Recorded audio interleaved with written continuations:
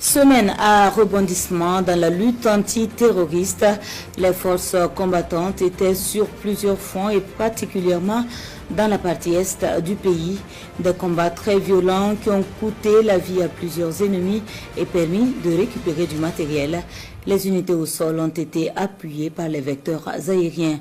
Le récit des luttes des combats de la semaine plutôt avec Bienvenue Tonsa. La semaine écoulée fut intense en combats violents, principalement dans la partie est du pays. Mais tout commence au 27 mai au nord de la Sombo, où les recherches ont permis de découvrir un véhicule blindé soigneusement camouflé sous les bois.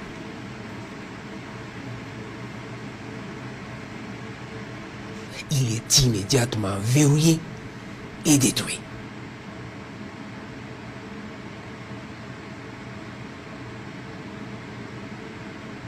Ce 29 mai aux environs de 11 heures, les combattants du ciel sont alertés d'une attaque d'envergure contre nos vaillantes forces combattantes à Kogo dans la zone de Wargai. Très vite, ils vont y mettre cap et au loin ils peuvent apercevoir déjà les hélicoptères de combat à la manœuvre pour appuyer les unités. Puis à leur arrivée sur les lieux, nos vaillantes forces avaient déjà farouchement repoussé l'attaque et on voit la colonne moribonde en repli vers la forêt de Kabonga, poursuivie par les hélicoptères.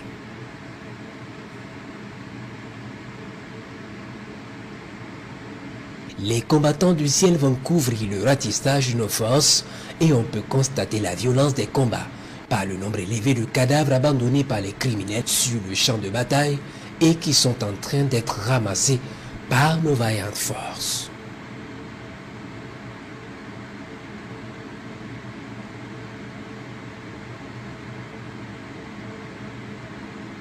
Les cadavres de ces criminels jonchent les alentours de la position amie. Quelques images du travail de nos forces combattantes et du matériel récupéré chez l'ennemi.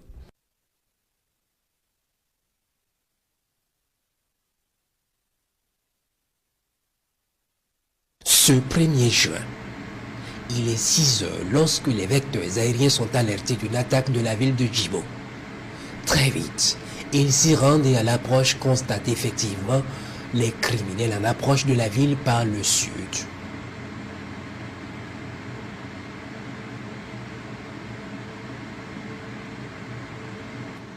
Mais avant qu'ils n'arrivent et interviennent, les unités d'intervention des forces spéciales et du 14e RIA iront appuyer nos vaillants VDP et l'ennemi prend immédiatement la fuite.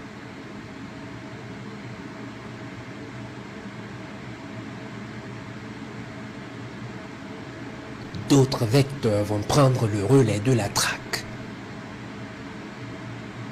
Toujours ce 1er juin, le 12e bataillon d'intervention rapide a décidé de lancer un assaut sur la base terroriste dans la zone de Madeni, au sud-est de Fada.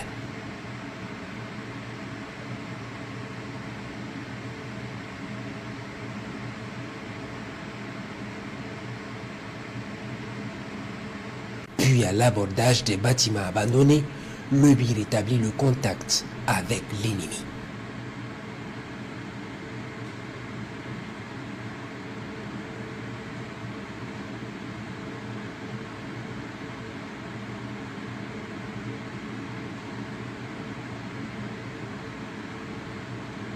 Ils poursuivent leur manœuvre vers la base terroriste dans la forêt, puis à l'abordage, un grand nombre de criminels surgissent de la forêt pour un combat frontal sous l'œil des vecteurs aériens.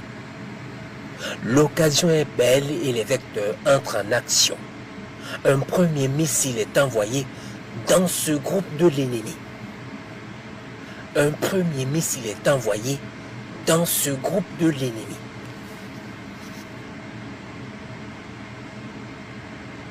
Mais ils persistent et le renfort continue de venir de la forêt pour affronter nos combattants. Un autre groupe est ciblé par les vecteurs aériens et frappé efficacement.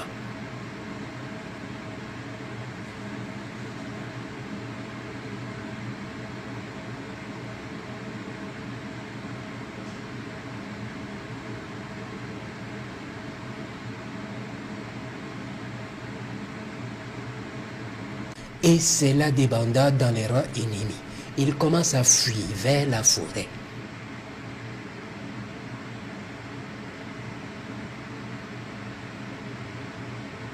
Le 12e BIR va les poursuivre pour neutraliser le maximum, ratisser la zone et ramasser la logistique encore utilisable. Toujours ce 1er juin, le 19e BIR et les unités Guépard et Fantôme vont lancer l'assaut tôt le matin sur une base terroriste identifiée dans la zone de Boulsa, sous l'œil bienveillant des vecteurs aériens.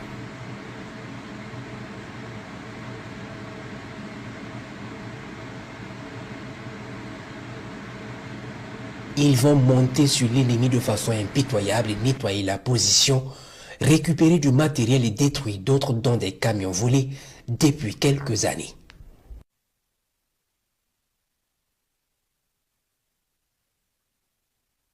Hier, 2 juin, il est 16 h lorsque les vecteurs aériens sont alertés d'une attaque à Djanga, à 40 km au nord-ouest de Fada.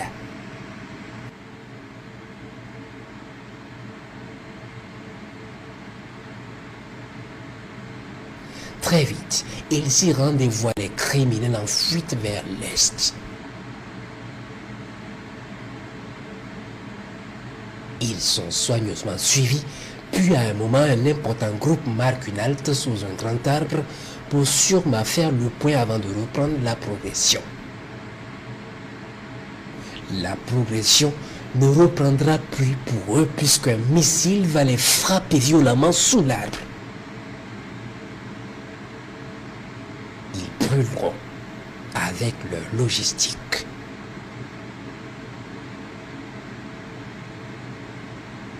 Durant tout le mois de mai, le 2e groupement d'intervention rapide a mené une vaste opération dans la boucle de Moun. L'opération Likaon a été planifiée et exécutée avec bravoure par nos vaillants combattants. Près de 200 terroristes neutralisés, plusieurs bases détruites, de même que des camps d'entraînement et du matériel récupéré. Les opérations se poursuivent.